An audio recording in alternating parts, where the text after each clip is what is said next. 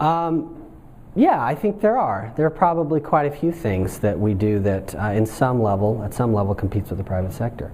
What are my thoughts on that as well? I can offer that. But so certainly anything we do with recreation, you could say there's other recreational opportunities in the community. Private sector does a lot to provide recreational opportunities. Entertainment and recreation is something the market does very well. So yeah, we have that throughout the community. Even the idea of solid waste, state law requires that we have each individual residence has solid waste. We should. I think that's good. There's a health and safety factor.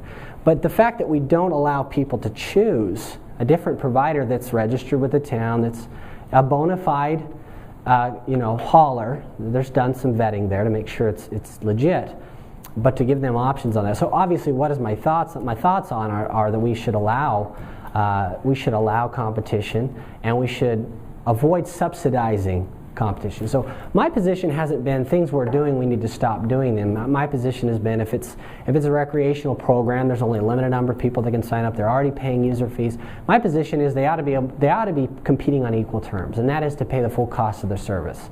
In the private sector, you have no choice. The bottom line has to pencil, and so you have to pass on all your costs eventually to your customers.